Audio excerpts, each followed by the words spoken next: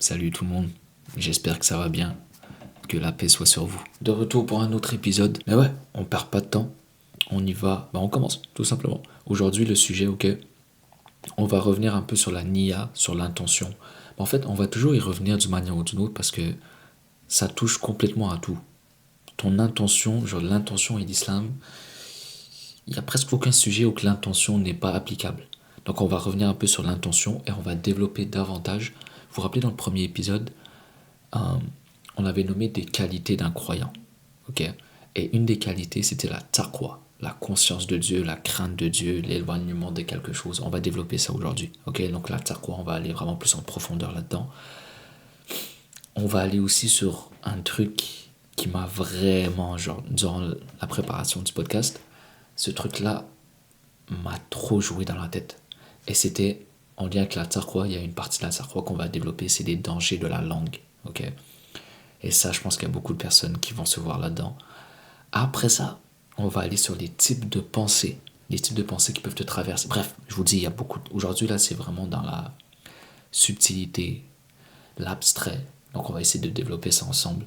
Désolé pour ma voix, j'ai un rhume, donc je parle pas trop fort. Peut-être des fois, je parle avec le bout du nez, mais en espérant que ça ne dérange pas la qualité. Ok. Alors, en gros, commençons par le début. Donc, qu'est-ce qu'on avait dit dans le dernier épisode? C'était l'importance de l'intention. Ok, l'importance de savoir ton intention va où et que derrière ton intention il y a le désir et que ton désir souvent c'est ça qui définit c'est quoi ton intention. Ok, et ce que j'aime c'est que on réalise pas quelque chose mais notre génération à nous, oui, le cycle se répète et que on pense des fois être plus intelligent que les anciennes générations. Souvent, en fait, au début, quand tu n'apprends pas l'islam et que tu n'apprends pas la science, tu es convaincu que tu n'as pas besoin des anciens savants. Tu es convaincu que ta propre conscience te suffit, que ta propre intelligence te suffit. Plus tu apprends sur les anciens savants et que tu lis leurs livres, tout simplement, plus tu réalises qu'ils étaient tellement en avance sur leur temps et qu'on est tellement une espèce prévisible. L'imam Muhasibi, ok, il a dit quelque chose. Ah, il a dit en gros, souvent on dit je vais à la mosquée pour ça ou je fais telle action pour telle raison. Mais en réalité, c'est qu'on oublie de faire une intention. Donc le vrai problème, c'est même pas est-ce que ton intention est bonne ou est-ce qu'elle est mauvaise. Le problème, c'est que tu n'as même pas d'intention. Tu n'as même pas de niya. On avance sans conscience. Tu fais des choses sans raison. Et il avait dit qu'il va arriver un moment où que les gens, c'est ça qui va se passer. C'est même pas qu'ils vont avoir une mauvaise intention ou une bonne intention. Ils en auront même pas. Ils vont même pas faire l'effort d'avoir une certaine conscience sur leurs actions. Viens me dire que c'est pas notre problème à nous. Viens me dire, ok, sincèrement, aujourd'hui, parce que ici tu viens de te réveiller, donc hier, c'est quoi la dernière action que tu as fait avec une conscience que je fais ça pour ça? Let's go. Je te dis, ça fait peur, mais c'est pour ça qu'il faut les rappels. Il faut une vie d'intention, d'action concrète où tu fais une chose pour une raison. Ok. Aussi, un point que je vais revenir un peu sur le dernier épisode, un point que j'ai pas vraiment développé et que l'auteur en avait parlé beaucoup, mais on dirait que j'ai comme sauté un peu, ou peut-être je l'ai dit mais c'était pas très clair. Il y a une chose importante par rapport à ton intention. Ok. Si tu veux savoir quelle est ta véritable intention, la manière la plus simple de la reconnaître, ok, je pense pas que je l'avais développé, mais juste pour être sûr, on le dit, après on passe à la suite. Bah, la manière la plus simple de la reconnaître, c'est de te poser cette question. Si j'enlevais ce facteur-là, est-ce que j'accomplirais encore cette action? Donc en vrai de vrai, tu viens pour faire quelque chose. Si tu enlèves, on va dire, un exemple simple, ok? Tu vas travailler. La vérité pour nous tous, si on enlève le facteur argent, est-ce que tu irais travailler? Non. Donc ton moteur de travail, c'est l'argent. Je te promets que s'il n'y avait pas l'argent, tu ne travaillerais pas. Bah, c'est pareil pour tout. Donc là, ton intention, si tu dis que tu vas travailler, mais que ton intention, le facteur derrière ça, c'est pas l'argent, c'est que tu veux subvenir aux besoins de ta famille, et que si, on va dire, on enlève ta famille, est-ce que tu irais travailler? Là, la réponse, ça serait non. Alors, tu vois ce que je veux dire? En mode, la chose que tu enlèves qui fait en sorte que l'action n'existe plus, C'est ça ton intention. C'est ça que tu désires vraiment. Moi, je trouve que c'est pas mal bon. Ça peut vraiment t'aider à remettre les choses en perspective. Donc, exemple, moi, avec les réseaux sociaux. Si le fait que je publie et que ça fait pas de vues et que j'arrête de faire des vidéos parce que ça fait pas de vues, alors mon intention, c'était pas de le faire pour Allah, c'était de le faire pour avoir des vues. Ou si je fais des vues, mais que les gens aiment pas, et que du coup je vais changer mon contenu par rapport à ce que les gens aiment, alors mon intention c'est que les gens me valorisent. C'est pas du tout Allah, encore une fois. Tu captes ce que je veux dire? Je trouve que c'est vraiment une manière très concrète de comprendre ton intention elle est où. Ça peut vraiment t'aider. Mais bref, ça là c'était le dernier épisode. Là, on va aller sur quelque chose qu'on a déjà parlé mais qu'on va développer. Donc là, l'auteur il va dire accroche-toi fermement à la taqwa. Il dit la taqwa, c'est un terme qu'on entend souvent, mais c'est important de vraiment comprendre ce qu'il signifie. Alors la petite parenthèse définition. Aujourd'hui, la traduction la plus répandue, c'est la crainte de Dieu. Dans les années 90, on disait souvent fear God, donc crains Dieu, crains Dieu. Puis, avec le temps, on a voulu aller plus loin. On a cherché à nuancer la traduction. On a commencé à dire que la taqwa, c'est plutôt se protéger de quelque chose, s'éloigner du mal qu'une certaine chose peut nous faire. Ensuite, on est arrivé à une autre expression, la conscience de Dieu. Et ça, je pense que je vous l'avais dit dans le premier épisode. Et en gros, ça revient, c'était un exemple. Vous vous rappelez l'exemple que je vous ai donné? Tu marches au deuxième étage et, et je te dis peut-être que ça va fendre et du coup tu vas tomber, du coup tu vas marcher avec conscience. Bah, lui donner un exemple, en gros, tu marches sur un chemin rempli d'épines, donc tu vas faire attention où tu marches. Donc c'est juste genre, c'était ça l'exemple. Donc c'est pour ça qu'on dit que la conscience de Dieu, c'est un meilleur terme que la crainte. C'est genre l'un vient avec l'autre. La taqwa, c'est ce niveau de vigilance, cette conscience constante. Être toujours conscient de où tu poses tes pieds, de chaque choix que tu fais, parce que tu sais qu'un mauvais pas peut te faire trébucher. Quand il dit accroche-toi à la taqwa, ce qu'il veut dire vraiment c'est faisant une partie de toi, un réflexe, une manière de vivre. Et c'est de ça qu'on va parler aujourd'hui, littéralement. Alors, un des premiers points de la taqwa, ça va être la langue / le silence. Et là, je te dis, on rentre direct dans le bain parce que c'est juste trop important. Et t'inquiète, il y aura un... Tout est relié, ok? Donc là, ça va donner l'impression qu'on part sur un autre sujet, mais tout est vraiment relié. Là, on va parler de la langue. Et là, on va citer l'imam Al-Ghazali. L'imam Ghazali a dit « Il n'y a pas de sécurité face à la langue, sauf à travers le silence. » Et cela est appuyé par un hadith du prophète sallallahu alayhi wa sallam qui a dit « Celui qui se retient par le silence sera en sécurité. » En sécurité de quoi? Beaucoup de choses, vraiment beaucoup de choses. Il y a un hadith qui dit que un jour, j'ai oublié le nom de la personne, était assis auprès du prophète, que la paix soit sur lui. Et il a réalisé qu'il avait l'occasion de lui poser une question unique, genre en mode, c'est mon occasion. T'imagines, t'es à côté du prophète, que la paix soit sur lui, c'est le moment de, yo, moi j'aurais posé plus qu'une question, mais bon. Il dit, ô messager d'Allah, dis-moi quelque chose, un conseil que je n'aurais plus besoin de demander à personne après toi. En d'autres termes, donne-moi un conseil suffisant que je n'aurai plus jamais besoin d'aller chercher ailleurs. Pas besoin de podcast, pas besoin de livres, pas besoin de, je sais pas moi, développement personnel, je suis bon. Alors le prophète, que la paix soit sur lui, répondit simplement, protège-toi de ça. Et en disant ça, il a pointé sa langue. C'est ça dont tu dois te méfier. C'est ça la chose qui peut te trahir le plus vite. Okay? Donc il a cité l'imam Al-Shafi'i qui a une phrase magnifique à ce sujet. Combien de gens sont dans leur tombe aujourd'hui à cause de leur langue? Combien de mariages détruits à cause d'une parole? Combien de cœurs brisés à cause d'un mot? Combien de vies ruinées à cause d'une phrase de trop? La blessure d'une épée finit par guérir, mais la blessure d'une langue, elle, ne guérit jamais. Parce qu'en vérité, une parole, une fois que c'est lancé, c'est fini, il n'y a pas de retour en arrière. Tu peux dire oui, c'était une blague, j'ai pas fait exprès, trop tard. Le mal est fait. Tu sais pas jusqu'où ça va aller. Tu peux essayer de te rattraper, mais le mal est fait. C'est pour ça que le prophète, que la paix soit sur lui, a insisté.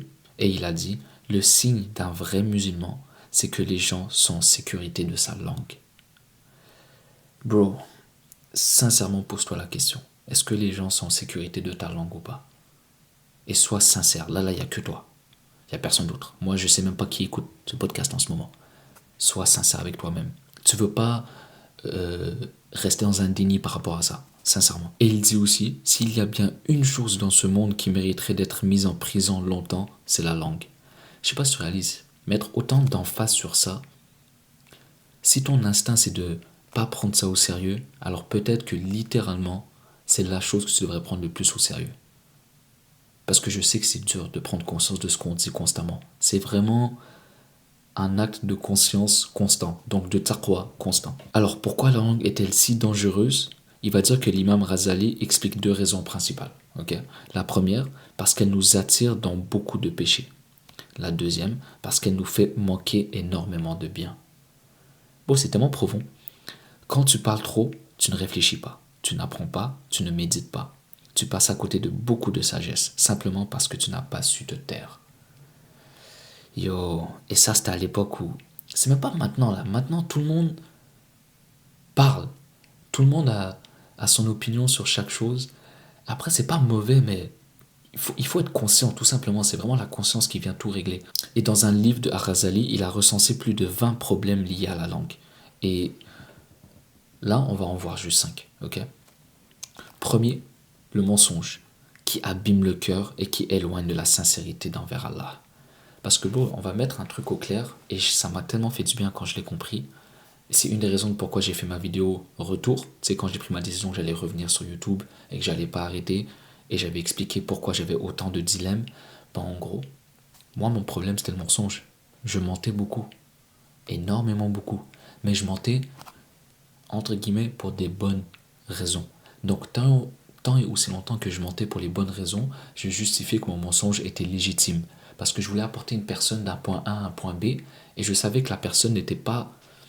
Je sais pas comment l'expliquer, mais pour moi, c'est comme si je me sentais supérieur à eux dans le sens où je comprenais ce que eux ils comprenaient pas, et par flemme de leur expliquer tous les points par lesquels ils doivent passer pour arriver du point A au point B, je voyais un chemin plus rapide juste en faisant un mensonge. Et du coup, c'était comme un raccourci pour que j'aille au point B. Sans comprendre que, ok, peut-être que la personne, en vrai de vrai, elle est passée du point A au point B, mais moi, ça m'a rendu une mauvaise personne. Alors, en leur donnant un raccourci à eux, moi, je me suis éloigné de tellement beaucoup. Je me suis sali de tellement beaucoup. Pourquoi? Parce que, comme il a dit, le mensonge, ça abîme le cœur et ça éloigne de la sincérité envers Allah. Je te dis une chose maintenant. Si tu mens avec les gens, crois pas que tu vas être sincère avec Allah. Si tu n'es pas sincère avec tes proches, tu auras beaucoup de mal à être sincère avec Allah. Et tu auras beaucoup de mal à être sincère envers toi-même. Donc si tu sens que tu mens beaucoup, que c'est un réflexe, littéralement gros, des fois, tu as des situations où juste tu marches, une situation sociale se passe, on te pose une question et ton premier réflexe c'est de mentir, alors que dire la vérité, mentir, genre dire la vérité dans ce cas-là t'aurait causé aucun problème, ça aurait été juste neutre, mais tu vas mentir. Et ça c'est un réflexe que tu dois enlever. Et mentir ça peut prendre plusieurs formes, hein. Crois pas parce que tu es capable de nuancer les choses, de réfléchir rapidement, que ça te rend légitime. Je préfère que tu dis une vérité qui va te mettre dans la merde. En fait, tu as le choix, c'est simple. Soit tu dis la vérité, soit tu te tais. Ne mens pas. Je te promets que ça vient du cœur, ce que je suis en train de te dire. Parce que dès que tu vas arrêter de mentir, ça va impliquer aussi que tu vas arrêter de te mentir à toi-même. Et là, je te promets que ta foi va devenir beaucoup plus claire. Tu n'auras pas l'impression de toujours avoir un poids sur les épaules. Parce qu'un mensonge va en créer un autre, qui va en créer un autre, qui va en créer un autre. Et si tu ne contrôles pas ta parole, ta langue, tu vas créer une réalité tellement lourde, une prison tellement lourde, et tu vas devenir emprisonner ta propre parole. Genre, c'est tellement profond, gros. Donc, l'un des premiers dangers de la langue, c'est le mensonge. Le deuxième, la médisance. Parler dans le dos des gens, parler mal des gens, parler de quelqu'un quand il n'est pas là. Au début, tu en parles en bien, mais souvent tu parles en bien et après il y a la phrase de mais tu sais des fois, et là tu dis quelque chose qu'il ne faut pas. Il dit que la médisance, c'est une maladie spirituelle extrêmement dangereuse. Donc le mensonge, la médisance, comprend un truc, c'est pas le problème, c'est une cause. Non, c'est pas le problème, c'est une réaction au problème. Ce qui veut dire que ça, c'est des maladies spirituelles. Donc, il y a une cause principale qui te fait mentir, qui te fait vouloir maudire les gens, genre vouloir parler en mal des gens. Ton but, c'est d'aller trouver c'est quoi cette cause. Et d'ailleurs, la médisance, c'est ça. En gros, il dit, la médisance n'est qu'un symptôme d'un cœur malade. Comme la toux n'est pas la maladie, mais le signe que quelque chose ne va pas à l'intérieur. Ok? Donc sincèrement, gros, je sais que c'est pas facile ce que je suis en train de dire et que souvent tu vas te dire je le fais pas. Parler de quelqu'un quand il n'est pas là, c'est une forme de médisance. Sauf si tu en parles que en bien. Et là, encore une fois, je te dirais, est-ce que tu es prêt à tester? Est-ce que tu veux vraiment jouer avec ça? Si la personne n'est pas là, n'en parle pas. Vous avez tellement de choses à discuter, n'en parle pas. Et n'oublie pas quelque chose. Si quelqu'un vient te parler en mal de quelqu'un d'autre, sache qu'il va parler en mal de toi à quelqu'un d'autre. Tu n'es rien d'autre qu'un réceptacle. La personne a juste besoin. Il ne veut pas jouer au ping-pong tout seul. Il a besoin de recevoir la balle pour la relancer. Tu vois ce que je veux dire? Ne. Genre.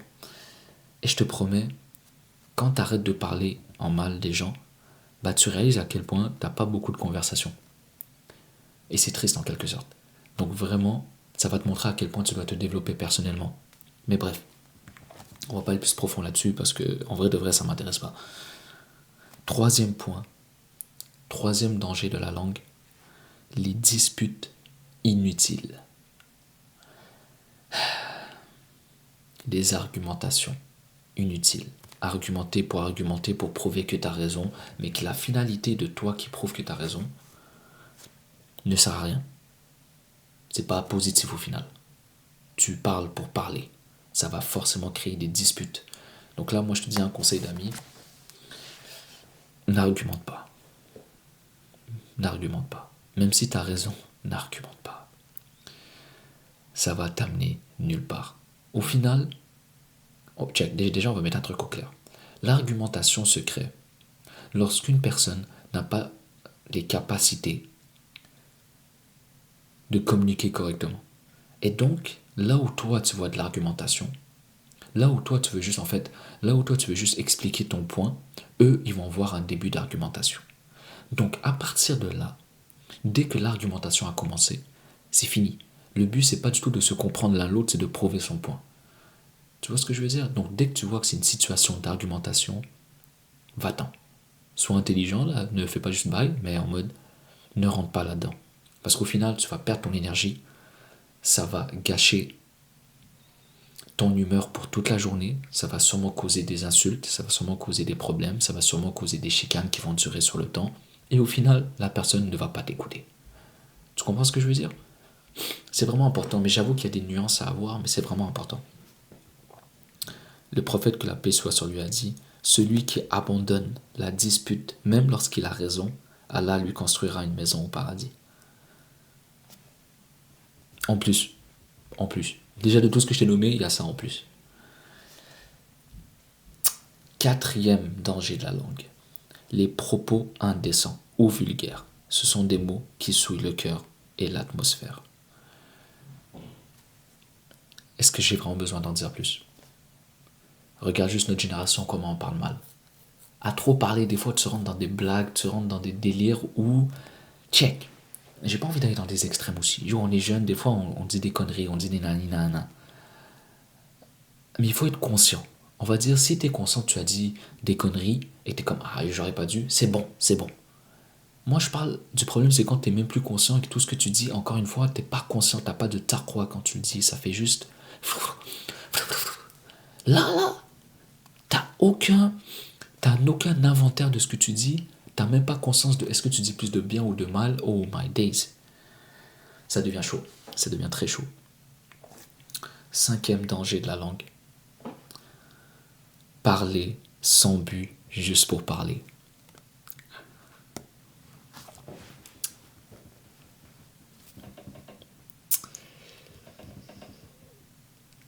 Je sais que ça sonne extrême, en mode qu'est-ce qu'il y a de mal de parler pour parler, mais t'inquiète, on va développer pourquoi parler pour parler, ça sert un peu, genre, c'est néfaste. C'est qu'en fait, parler pour parler, c'est pas néfaste. Il faut aller plus loin, il faut réfléchir plus. quand quelque chose, on dit que c'est pas bien, c'est pas forcément cette chose-là qui est pas bien, mais peut-être que cette chose-là ouvre la porte à quelque chose de pas bien. Tu vois ce que je veux dire? Peut-être que cette chose-là n'est rien d'autre qu'une graine que tu sèmes et qui va causer des problèmes après. Donc, si t'as rien à dire, parle pas. Et ça, honnêtement, même en dehors de l'islam, juste un conseil de grand frère que je te donne, un truc que j'aurais voulu comprendre plus tôt, parle pas. Si on te demande pas de parler, parle pas.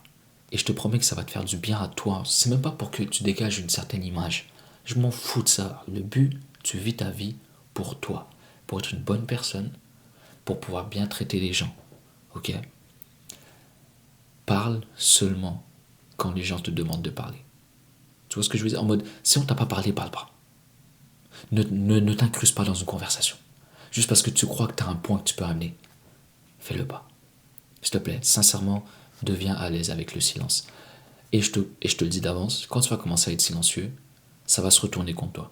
Je te le dis d'avance, ça c'est mon expérience personnelle, mais ça va se retourner contre toi. Parce que les gens sont tellement pas habitués, sont tellement pas à l'aise dans le silence que s'ils te voient silencieux, on va dire que vous êtes dans une, je sais pas, vous êtes un groupe de personnes et que les gens parlent.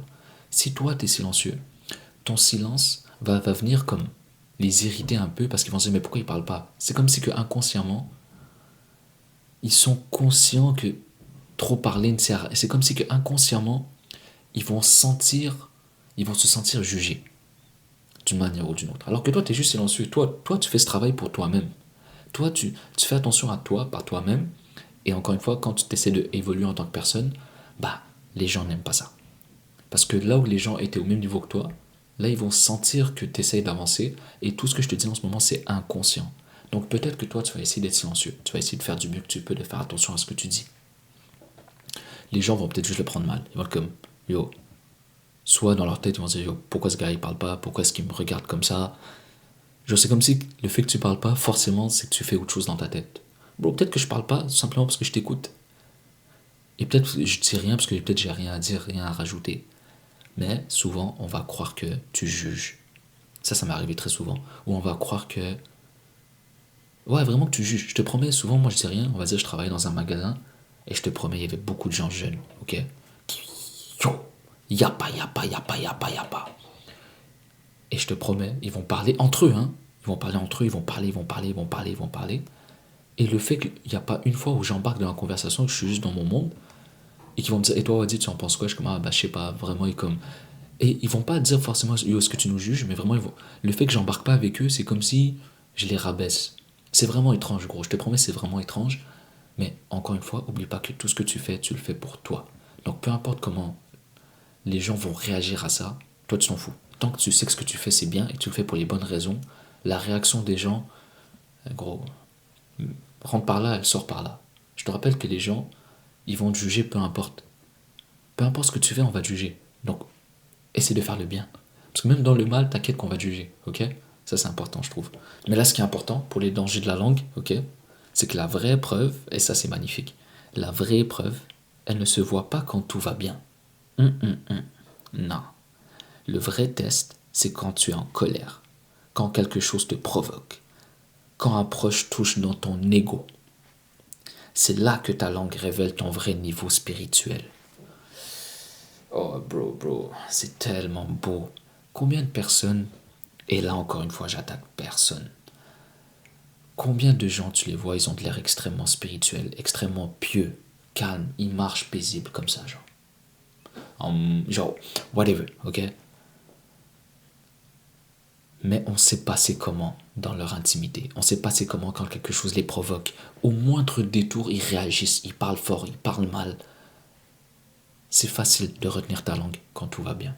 La vérité, c'est dans la tempête, dans le feu de l'action. Est-ce que tu es capable de garder ta taqwa, ta conscience de Dieu, et quand tout ton corps a envie de dire quelque chose et tu te rappelles, non. Et que le fait que tu te retiens de parler, il t'attaque encore plus et que tu te retiens quand même, bro, je te promets que spirituellement, tu es beaucoup plus fort que ce que tu penses. Et je dis ça parce que je sais à quel point c'est dur, ok? Le signe d'un croyant, c'est que les gens se sentent en sécurité avec sa langue. C'est ça, la vraie taqwa. Bro, J'aime tellement qu'il a commencé avec la langue pour expliquer la tsarwa parce que c'est littéralement là où les gens ont le moins de tsarwa à mon avis. Surtout maintenant. Et by the way, il a dit la langue, mais c'est tout ce que tu dis, tout ce que tu écris aussi, ça compte. C'est pas juste ce que tu dis, genre, bro, ce que tu tapes là, ça compte autant. Est-ce que le son est bon? Ouais, ok, cool. Et là, on va embarquer sur quelque chose d'extrêmement intéressant, ok?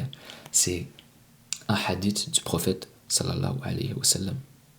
En passant, quand je dis ça, pour ceux qui ne savent pas, ça veut juste dire que la paix soit sur lui, ok?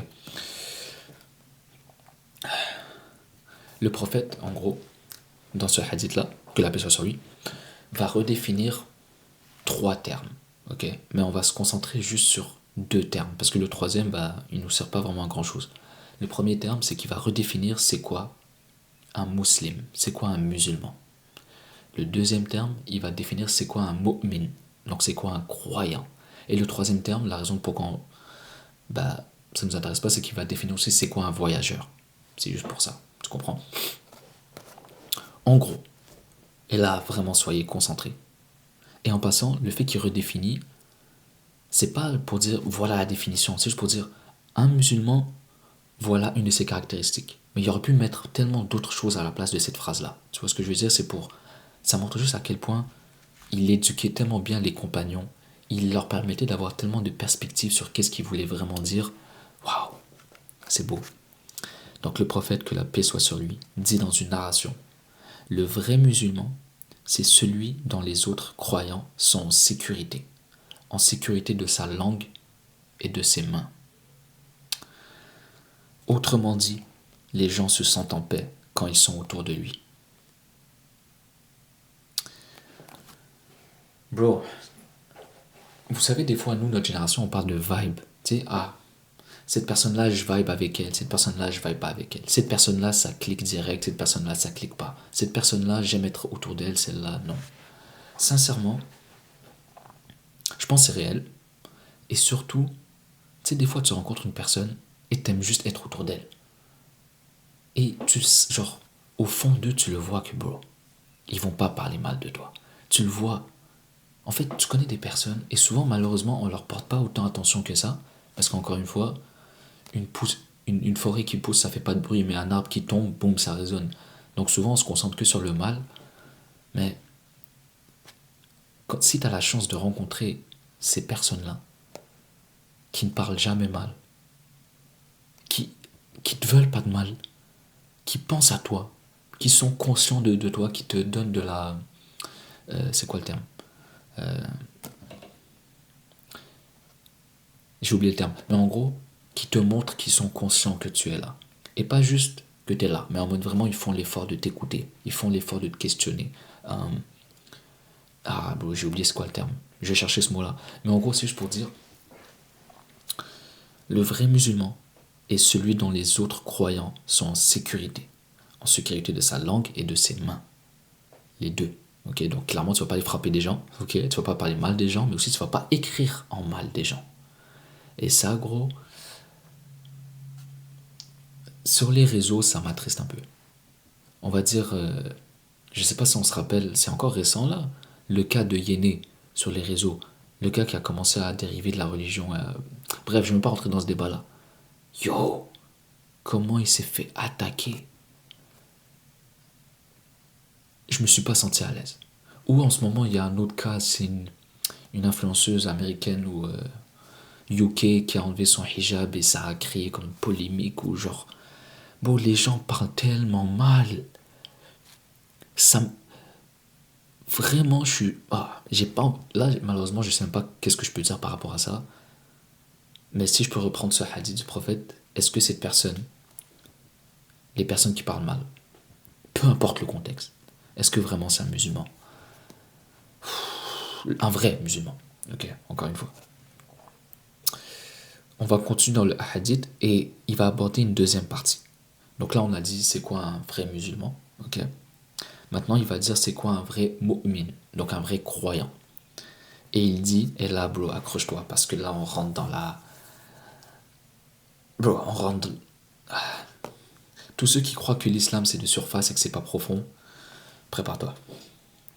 Il dit, Le vrai croyant, donc le vrai mu'min, c'est celui dont les autres sont protégés du mal qui vient de l'intérieur de lui.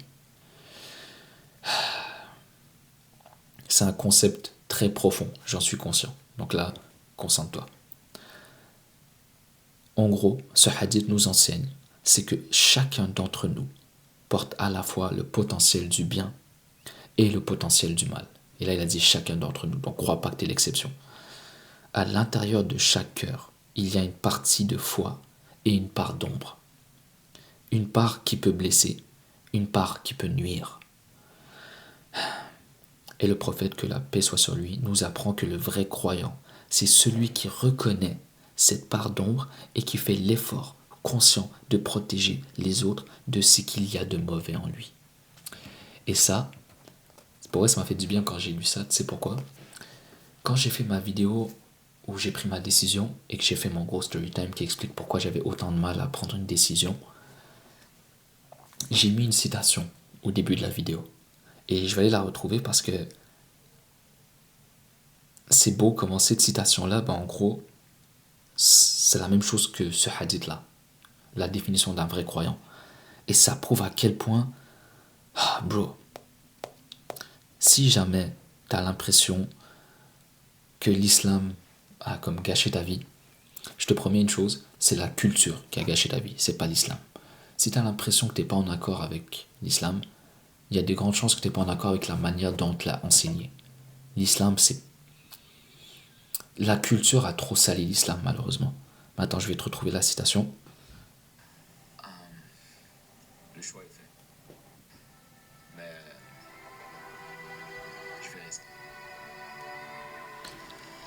Alors, regarde comment c'est beau. Là, je l'avais réécrit à ma manière, donc en gros, c'est juste une citation, ok? Celui qui retire ses projections reprend possession de ce qu'il avait exilé en dehors de lui. Ce n'est pas un geste anodin, c'est le début d'une confrontation avec l'ombre, cette partie refoulée, oubliée, souvent dérangeante de l'inconscient. Plus les projections sont nombreuses, plus l'ombre est massive. Le courage de les retirer, c'est le courage d'entrer dans les ténèbres de sa propre psyché. Bon, j'avoue, c'est beau, là, c'est des belles paroles, mais essayez vraiment de comprendre ça. Ça, là, c'est un niveau de tsarkwa. C'est trop beau, bro. Alors, dans une narration, un compagnon demande au prophète, que la paix soit sur lui, « Dis-moi une bonne action que je puisse faire. » Le prophète, sallallahu alayhi wa sallam, lui en cite une. Puis, il en redemande une autre, et encore une autre, jusqu'à 4 ou 5 bonnes actions. Et à la fin, le compagnon lui dit, « Et si je n'arrive pas à faire aucune de ces choses-là, je fais quoi ?» Alors le prophète, que la paix soit sur lui, répondit, « Alors, protège simplement les gens du mal qui est en toi. » Bro, est-ce que tu réalises à quel point l'islam est magnifique dans le sens que si tu n'as aucune capacité de faire quoi que ce soit de bien pour les autres, il te donne quand même une réponse. C'est qui est que le minimum, tu peux pas faire le bien aux gens, ok, évite de leur faire du mal. Déjà, à ça tout seul, c'est la preuve que c'est un effort. Si ça compte, c'est que c'est un effort. C'est incroyable. En gros, c'est comme si qu'il lui disait, si tu ne peux pas faire tout le bien que tu veux, fais au moins en sorte de ne pas nuire. Et si tu fais ça, tu es déjà sur la bonne voie. Donc, encore une fois, chaque action compte. Si toi, tu as vraiment envie de dire quelque chose, mais tu sais que ça va nuire, et tu sais que tu es dans tous tes droits de le dire, mais que tu te retiens juste parce que tu sais que ça va leur nuire, alors c'est déjà quelque chose. On va dire moi par exemple. J'ai une lucidité extrêmement élevée qui m'a causé beaucoup de problèmes toute ma vie parce que les gens aiment pas ça. Les gens, je te promets, ils aiment pas ça quand tu vois à travers eux. Ils aiment vraiment pas ça. Ils se sentent nus et je peux comprendre. Mais genre, ça se contrôle pas. Et du coup, quand tu dis des vérités qui sont bien trop précises et que les gens ne les ont pas acceptées, bro, il n'y a rien de positif qui en ressort. Mais moi, dans ma tête, j'étais en mode, non, je dis la vérité, donc il n'y a pas de problème. Tant que je dis la vérité, c'est toi qui es trop faible pour l'accepter. Et j'ai réalisé avec l'islam que ce que je faisais était mal. Il y a des manières d'apporter le message. Et surtout, il y a des moments. Et si la personne n'est pas prête, alors une vérité que tu dis peut faire plus de mal qu'un mensonge. Tu vois ce que je veux dire? Et du coup, ça, j'ai réalisé qu'en gros, c'était un truc qui était mal en moi. C'était une projection que j'avais en moi qui était que je refusais d'admettre certaines vérités. Et du coup, quand je voyais des gens qui ne voulaient pas admettre certaines vérités, ça venait me chercher. Alors que moi, je croyais que j'étais au-dessus d'eux, parce que je me disais que moi, j'avais tout accepté, que j'avais fait le travail, et du coup, t'es obligé de faire le travail aussi. Mais non, en fait, c'est que j'avais pas accepté certaines choses, et c'est ça qui me... Bref, là, je suis allé profond pour rien, là, mais c'est juste pour dire, gros, ce hadith-là implique que tu dois faire un travail personnel. Parce que comment est-ce que tu peux protéger les gens du mal qui est en toi, alors que tu ne sais même pas c'est quoi le mal qui est en toi? Tu comprends? Il va dire ensuite, quand on fait des invocations, on demande souvent à Allah, Ya Allah, protège-moi du mal qui est en moi. Eh bien, c'est exactement ce que ce hadith nous enseigne. Être conscient du mal en nous et constamment chercher à protéger les autres de ses effets. Bro, c'est ça l'islam. Si tu te demandes pour moi c'est quoi l'islam, c'est ça ici. C'est exactement ça. C'est dans chaque détail, dans chaque subtilité. L'islam, en fait, je pense que le problème, vous savez, c'est quoi? Pourquoi les gens refusent encore l'islam? Elle est trop simple et trop claire. C'est trop beau pour être vrai. C'est juste trop beau pour être vrai. Regarde à quel point on est profond en ce moment. On n'est pas du tout sur mange pas de porc, bois pas d'alcool. Regarde comment on est allé profond, comment t'es guidé du début à la fin dans chaque... Oh my god.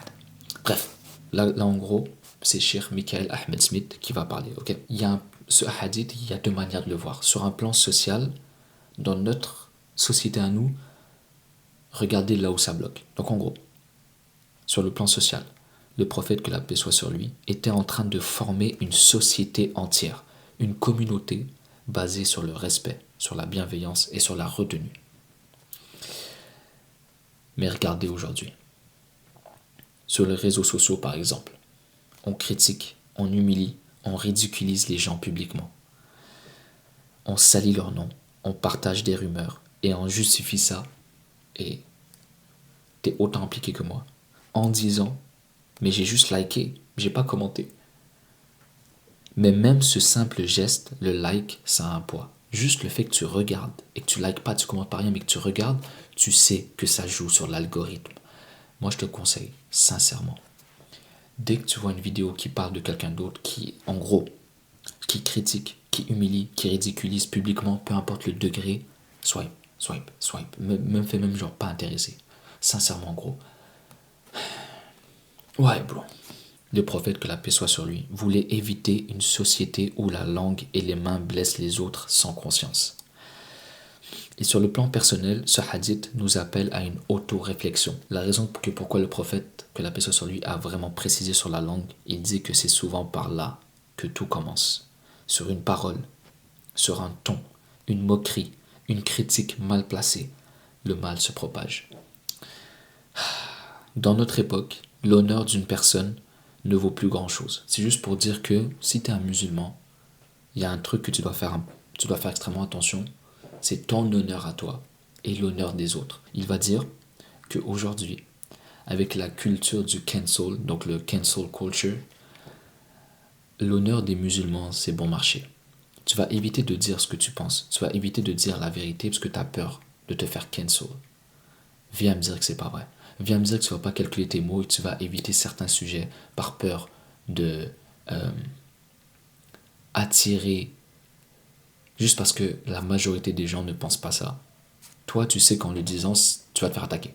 Donc, ton honneur, tu l'as mis en dessous des gens. En fait, le fait que les gens t'acceptent, c'est plus important pour toi que ton honneur en tant que musulman. Tu comprends ce que je veux dire? Dans notre époque, l'honneur d'une personne ne vaut plus grand-chose. Le prophète a dit ensuite, que la paix soit sur lui, protège ta main du sang d'un autre musulman. Autrement dit, ne fais de mal à personne, ne touche pas à la vie d'un autre croyant, ni à son intégrité. Et il ajoute, protège ton ventre de leurs biens. Ça veut dire en gros, ne profite pas de l'argent d'autrui. Dans le Coran, il y a une expression, manger la richesse de l'orphelin. Et ce n'est pas à prendre littéralement. Manger ici, c'est une métaphore pour dire utiliser ou consommer injustement la richesse d'une autre personne, comme si on se nourrissait de ce qui ne nous appartenait pas. Malheureusement, ça, c'est un vrai problème dans nos communautés à nous. Tu vois des gens qui prient, qui jeûnent, qui paraissent pieux, mais quand il s'agit de commerce, d'argent ou d'avantages personnels, ils n'ont aucun scrupule à tromper ou à profiter des autres. Je vais rien dire de plus. Il va rajouter ensuite, protège ta langue de l'honneur des autres. C'est quand même profond, je ne me rappelle plus d'avoir écrit ça. Qu'est-ce qu'il veut dire par là? En gros, il va aborder un point fondamental. Parce qu'en islam, il y a 5 choses que la religion protège en tout temps. Okay? 1. La religion. 2. La vie. 3. La richesse. 4. Ta lignée. 5. Ton honneur. Et tout le système de la charia, okay, donc les lois islamiques, existe pour préserver ces 5 choses. Ce qui veut dire, c'est que l'honneur d'une personne est sacré. Tu n'as pas le droit d'y toucher. Oh bro. Mais aujourd'hui, regardez la société. Avec les réseaux sociaux, on voit passer des calamités, des calomnies, des accusations, des moqueries, et on scrolle comme si de rien n'était. On like, on commente, on partage, comme si l'honneur des gens n'avait aucune valeur. Imagine si c'était toi. Juste imagine si c'était toi. Et il dit, il y a même une sourate, un Nur, dans le Coran, qui parle spécifiquement de comment gérer les scandales dans la communauté. Et il insiste, ça ne veut pas dire qu'il faut laisser passer les injustices. Ceux qui ont des responsabilités doivent corriger les torts.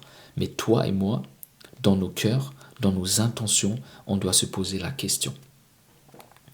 Pourquoi est-ce que je regarde ça? Pourquoi est-ce que je like ça? Pourquoi est-ce que je nourris mon âme de ces histoires? Je te promets, gros. Tu peux essayer toujours de justifier ce que tu fais, mais au final, ça revient toujours à pourquoi tu le fais et c'est quoi ton intention derrière. C'est devenu un divertissement. On boit notre thé, on mange du popcorn et on lit les commentaires d'un scandale comme si c'était une série Netflix. Ah, bro, on a beaucoup de choses à travailler. Mais l'honneur d'un musulman, son nom, sa réputation, c'est sacré. Ne vends jamais l'honneur de quelqu'un, même pour une simple tricherie. Et j'irai même plus loin.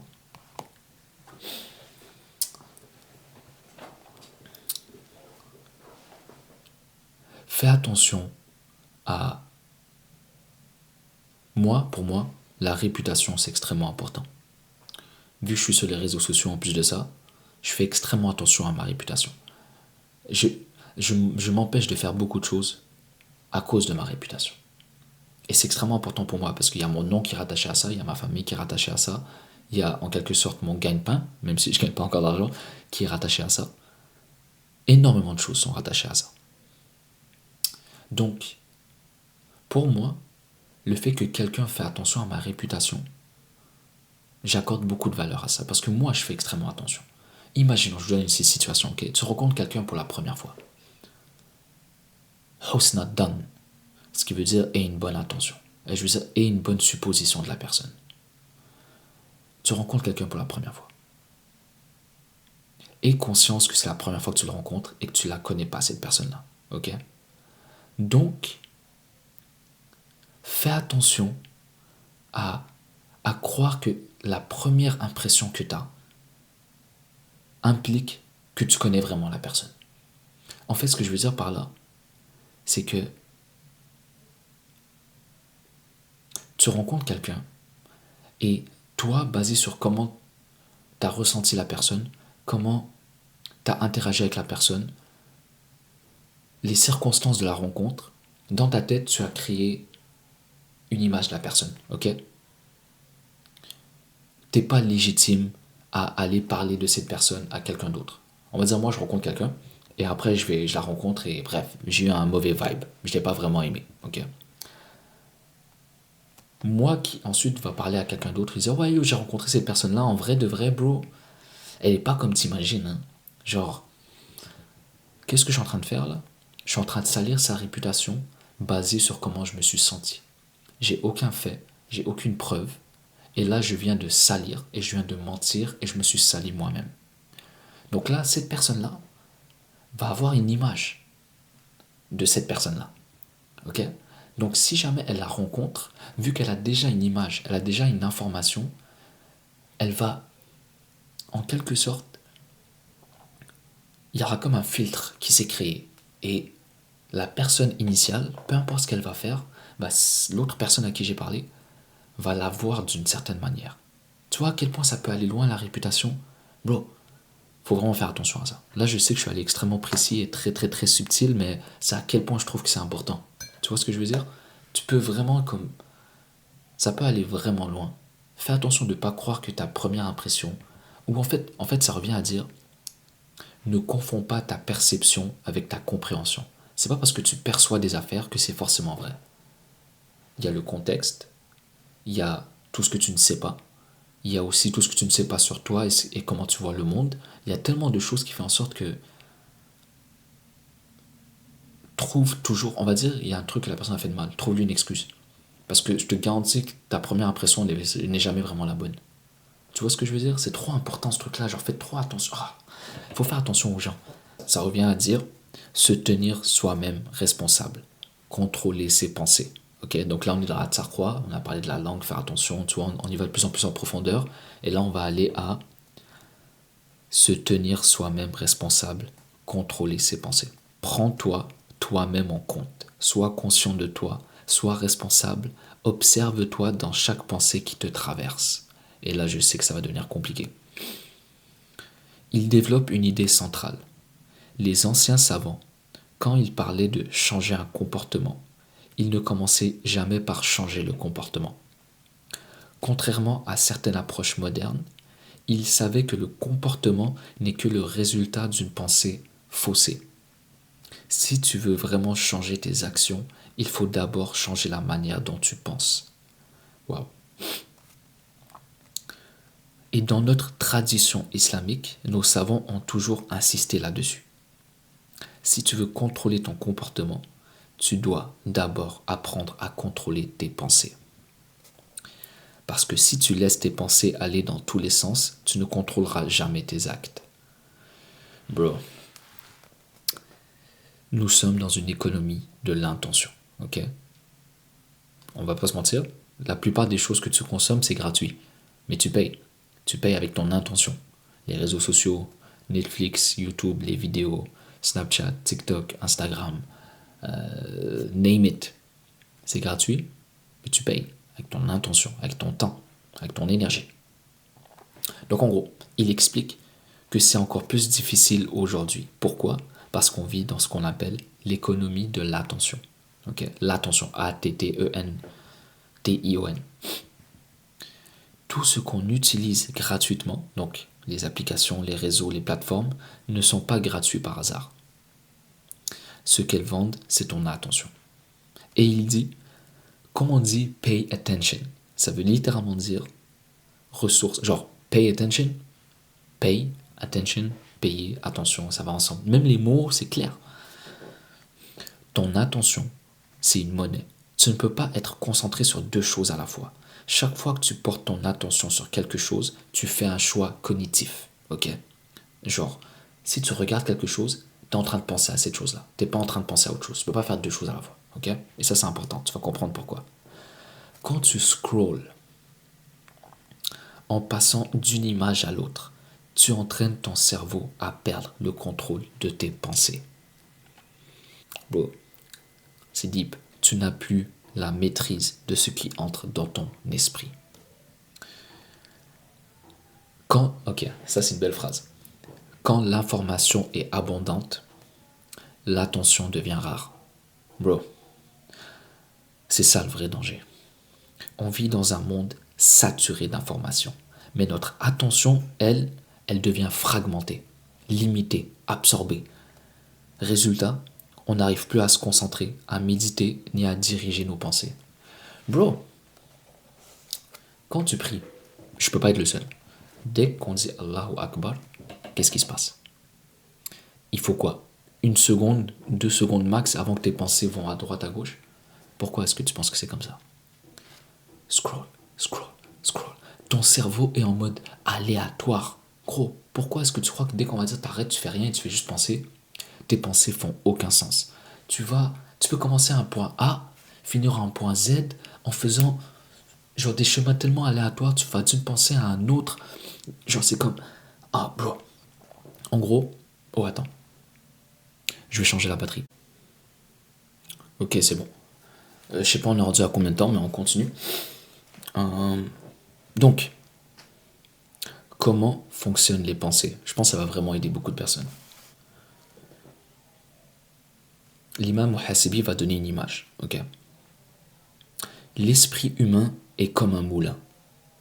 Un moulin ne s'arrête jamais. Jour et nuit, il tourne.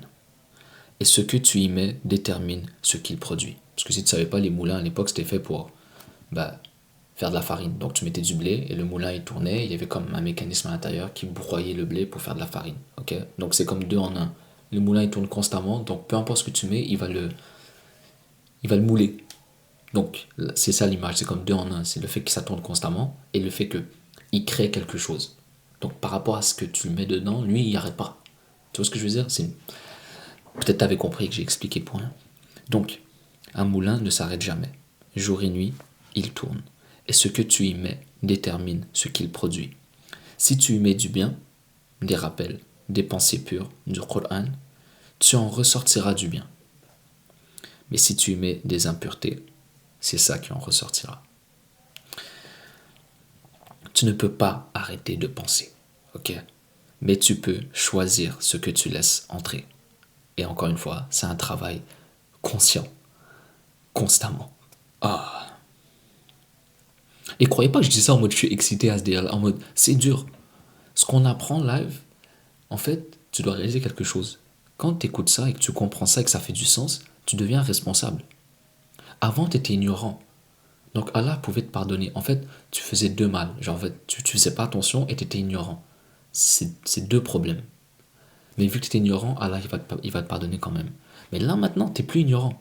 Donc si tu fais pas attention à ce que tu penses, tu fais pas attention à ce que tu dis, ça va compter maintenant. Tu comprends ce que je veux dire? Mais t'inquiète. Et les bonnes intentions, demande à Allah de t'aider et tu vas que progresser vers le mieux. Ok? Il dit, la bataille intérieure, repousser les mauvaises pensées. Ok, on est là-dedans. Il dit, quand une mauvaise pensée vient, il n'y a pas encore de péché. Ok? Mais si tu joues avec cette pensée, si tu la nourris, elle devient une intention, puis une action, puis une habitude. Et les habitudes sont difficiles à briser. Elles s'enracinent comme un arbre. Et plus tu la laisses pousser, plus il faudra beaucoup de personnes pour l'arracher. Donc plus il faudra de l'énergie pour l'arracher. Ok? Alors, dès la première graine, repousse-la. Dès que la pensée vient de commencer, repousse-la complètement. C'est là où tu as le plus de chances de gagner. Pas une fois que tu commences à mijoter avec. Et il donne un conseil concret. Quand ton nefs te pousse à faire une mauvaise action, fais l'inverse. Tu as envie de... Je vais vous donner un conseil direct que moi je fais souvent. Quand mon nefs me donne envie de regarder, je suis dehors et que j'ai pas du tout envie de baisser le regard et que j'ai envie de regarder, ce que je fais, c'est que je baisse le regard et que dans ma tête, littéralement, je parle à Allah. Genre en mode, là où mon nefs voulait littéralement aller contre ce que Allah veut de moi et que je m'éloigne de Allah et que je pense pas du tout à Allah en regardant ce que je voulais regarder, je vais faire l'opposé. Je vais baisser mes yeux et je vais parler à Allah. C'est comme si mon nefs voulait une chose, je vais directement à l'opposé. C'est genre ça un exemple. Ou exemple, bizarrement quand c'est simple, j'ai pas d'exemple, mais quand c'est compliqué, j'en ai. Mon cerveau est étrange. Ouais, donc quand ton nefs te pousse à faire une mauvaise action, fais l'inverse. Ton nefs dit ne donne pas. Ah bah tu vois un exemple. Ton nefs dit ne donne pas, donne. Ton nefs veut parler mal des gens, fais une éloge de la personne. Tu as envie de parler mal de quelqu'un, tu as toutes les raisons de parler mal de quelqu'un. Parle bien de cette personne. Dis-lui, ah, elle a des belles qualités. T'es jaloux de quelqu'un. Demande à Allah qui lui donne encore plus. Ah, bro. Ouais, c'est vrai, ça fait du sens. L'importance de maîtriser son attention. Ok? Donc, ce que tu regardes ou ce que tu écoutes, tes pensées en gros. Il dit, si l'application est gratuite, c'est que c'est toi le produit. Ok? Ça, tu dois vraiment le comprendre. Tu es littéralement la marchandise. Ton attention, ton temps, tes pensées, c'est ça que eux ils vendent. Tout simplement. Et tant que tu ne seras pas délibéré dans ce que tu regardes, dans ce que tu laisses entrer dans ton esprit, tu ne pourras jamais contrôler tes pensées. Et bro, je vais vous dire un truc, et sérieusement, j'y pense de plus en plus. Quand j'ai pris ma grande pause des réseaux, spirituellement, jusqu'à maintenant, depuis que je suis revenu des réseaux, j'essaie juste de revenir à ce niveau-là. Mon iman était à un niveau. Et c'est en préparant ce podcast que j'ai réalisé que je n'étais plus sur TikTok et Instagram. Tout ce que je faisais, je me réveillais, je priais, j'allais travailler. En allant au travail, j'écoutais le Coran, genre en français arabe, c'était genre une traduction. Arrivé au travail, bah tu travailles. Donc interaction humaine, effort, travail, travail, travail. Durant ma pause, j'allais manger, j'écoutais un podcast. Bah, en fait, c'était ça, en gros, les halaqa de Michael Ahmed Smith. Pendant que je mangeais, je retournais au travail, je terminais, je revenais sur la route. J'écoutais encore la halaqa en mode podcast. Genre, je mettais un conseil là, si tu as beaucoup de LTE mais tu veux pas abuser de 5G, va dans la qualité et mets 144 FPS. Comme ça, tu peux l'écouter en podcast sans que ça bouffe ta 5G. Moi, c'est ça que je fais constamment. Sur la route, j'y allais, j'arrive chez moi, je mange un truc, je vais au gym. Au gym, dans mes écouteurs, soit le Coran en français-anglais, soit encore une fois des halaqa. Après ça, je reviens, je prenais ma douche et tout. Arrivé là, je lisais mon livre. En fait, j'allais prendre une marche. Bref, pendant la marche, pareil, du décal. Tu essaies d'en faire beaucoup, tu essaies de connecter encore une fois. Je lisais mon livre, je revenais, je me faisais à manger, halaqa, prière, dodo. Répète, répète, répète, répète, répète, répète. Quand je vous dis que spirituellement, en gros, mes prières, je comprends. Genre, c'était. Les prières, c'était un univers. C'était pas juste, ah, fais-le, je partais ailleurs. Mon esprit n'allait pas. J'étais concentré sur ce que je disais, ce que ça voulait dire. Je prenais le temps. Ah, c'était tellement limpide, c'était tellement clair, c'était. J'imagine juste, genre, tu prends un verre d'eau, genre clair, il n'y avait pas d'impureté dedans. Et vraiment, je pense, bah, c'est même pas je pense, je dois faire en sorte de revenir là. Je réalise qu'en faisant, en créant du contenu, je retombe dans les mêmes pièges, c'est de scroll. Alors que je devrais simplement filmer, préparer, poster, faire des clips, poster et redisparaître. Tu vois ce que je veux dire? Sincèrement, je vous le dis, vraiment, je pense, le problème de notre génération, c'est ça. Spirituellement, t'as du mal parce que bah, tu contrôles pas ce qui rentre dans ta tête. Et en plus, c'est encore plus profond. Tu sais pourquoi? Tes pensées à toi, ils sont aléatoires, hein, on est d'accord. Ton algorithme ne l'est pas. Ton algorithme, ce que tu écoutes, c'est pas aléatoire. Toi, tu te laisses aller aléatoire. L'algorithme ne l'est pas. Ce qui veut dire, c'est que on te pousse quelque chose. Toi, tu écoutes cette chose-là aléatoirement, mais eux, de l'autre côté, il y a une intention sincère de qu'est-ce qu'ils veulent rentrer. Et le pire, c'est que déjà que c'est aléatoire ce que tu écoutes, mais souvent ce que tu écoutes, ça va t'éloigner d'Allah encore plus. Tu comprends ce que je veux dire? Bro, c'est trop réel. L'attention, c'est comme l'argent. Tu ne donnes pas ton argent à n'importe qui. Alors ne donne pas ton attention à n'importe qui. Donne-le à moi, sur ce podcast, sur les halaqa. En vrai de vrai, un conseil d'ami. Enlève TikTok et enlève Instagram. Enlève Snapchat. Garde juste YouTube. Sincèrement. Sincèrement. Sincèrement, gros.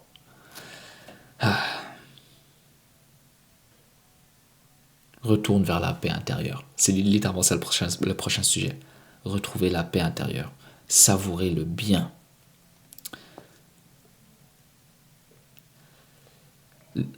Le truc de savourer, bro, c'est que le fait que tu penses à rien et que tu penses à tout et à rien en même temps parce que tu contrôles pas, tu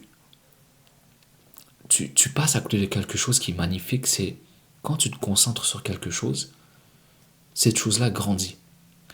Donc, moi, on va dire un truc que je dis souvent, c'est la gratitude. Si tu te concentres sur la gratitude, là, en fait, c'est dur pour toi d'être grateful, d'avoir de la gratitude, parce que tu n'as que 0,5% de capacité cérébrale à mettre sur la gratitude. Donc, en retour, tu n'auras que 0,5% de gratitude.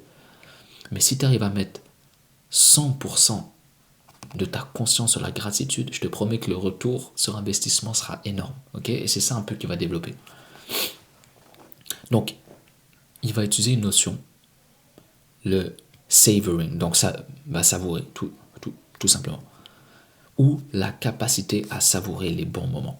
En gros, il dit que beaucoup d'entre nous se concentrent tellement sur les pensées négatives qu'ils oublient de profiter des beaux moments simples.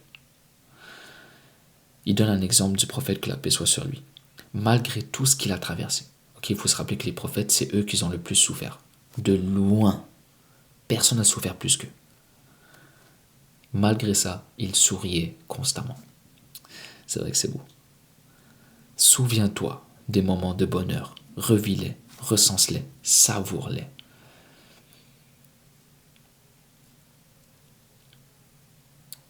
En fait, il y a une expression que j'aime beaucoup, c'est que un cœur qui est comblé par les petites choses, c'est aussi un cœur qui est blessé par les petites choses.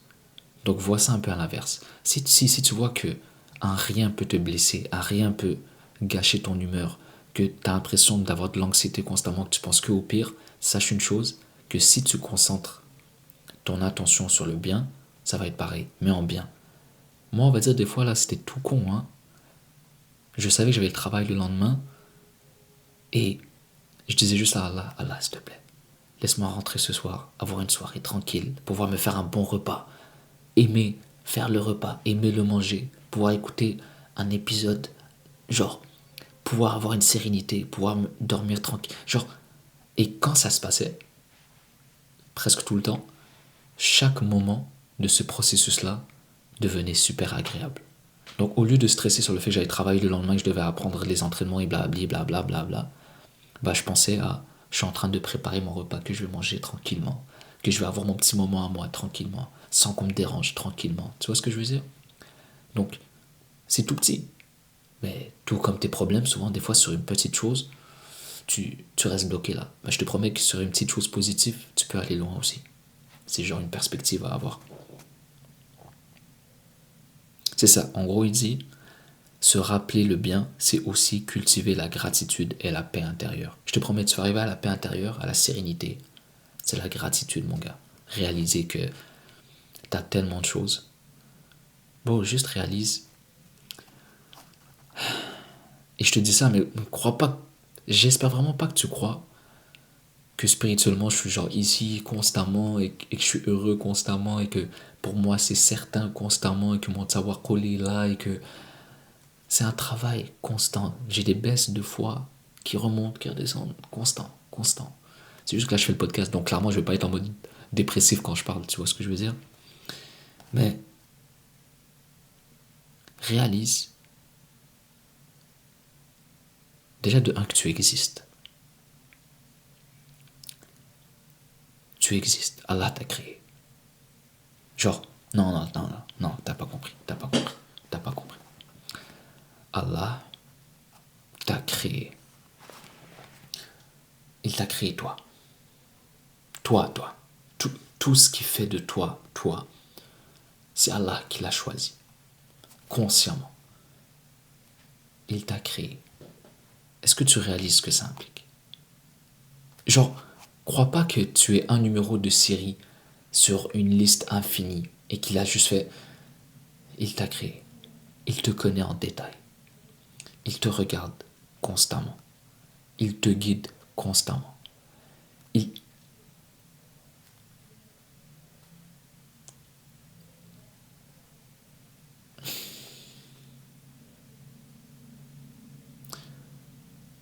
Je te promets que la gratitude, c'est...